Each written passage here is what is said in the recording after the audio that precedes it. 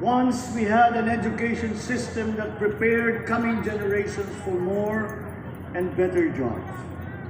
There is hope for a comeback. Vice President and soon-to-be Secretary of Education, Sara Duterte Carpio, will at sea.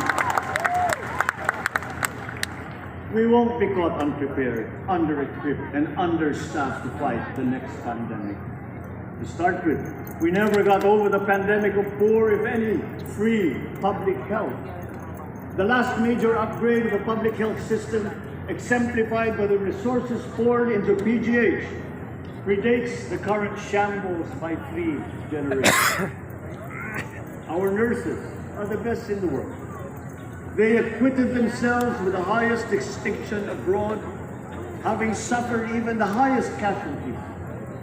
With the same exemplary dedication at home, they just got by. They are out there because we cannot pay them for the same risk and workload that we have back here. There will be changes starting tomorrow. I am confident. I have a confidence in my cabinet. There were shortcomings in the COVID response. We will fix them. Out in the open. No more secrets in public health. Remember, I speak from experience. I was among the first to get COVID. It was not a walk in the park. My father built more and better roads, produced more rice than all administrations before his. President Rodrigo Roa Duterte built more and better than all the administrations succeeding my father. Much has been built, and so well, that the economic dogma of dispersing industry to develop the least likely places has been upturned. Development was brought to them. Investors are now setting up industries along the promising routes built. And yet, the potential of this country is not exhausted. Following these giant steps, we will continue to build. I will complete on schedule the projects that have been started. I'm not interested in taking credit. I want to build on success that's already happening. We will be presenting the public with a comprehensive infrastructure plan. 6 years could be just about enough time. No part of our country will be neglected. Progress will be made wherever there are Filipinos, so no investment is wasted. The recovery of Philippine tourism with its emphasis on accessing nature's beauty, I am sure will exceed expectations. And bigger is not always better, but there's something to be said for economies of scale.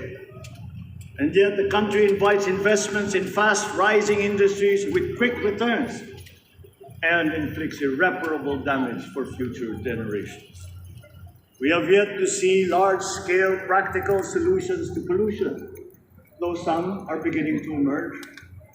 But there are tried and proven new ways of mitigation. Blades have been turning over the sand dunes of Ilocos Norte, harnessing a power all around, but unseen, long before this day. I built them. The rich world talks a great deal, but does a lot less about it than those with much less, but who suffer more death and destruction from climate change and lack of adaptation. We will look to our partners and friends to help the Philippines, who, despite having a very small carbon footprint, is at the highest risk. First, spare victims, then help them recover, and move on to lessen the harmful impact of climate change. We too have our part to play. We are the third biggest plastics polluter in the world, but we won't shirk from that responsibility. We will clean up. You will not be disappointed, so do not be afraid. With every difficult decision that I must make, I will keep foremost in my heart and in my mind the depth of gratitude I owe you for the honor and responsibility that you have conferred on me. Whatever is in a person to make changes for the better of others, I lay before you now in my commitment. I will try to spare you. You have your other responsibilities to carry. But I will not spare myself from shedding the last bead of sweat or giving the last ounce of courage and sacrifice. And if you ask me why I am so confident of the future, I will answer you simply that I have 110 million reasons to start with. Such is my faith in the Philippines.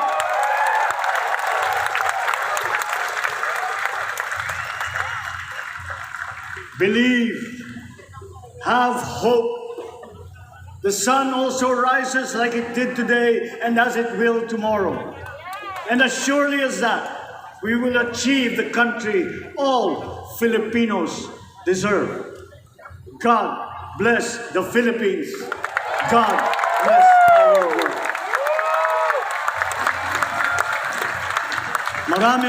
Maraming salamat po sa inyong lahat. Mabuhay ang Pilipinas. Magandang tanghali po.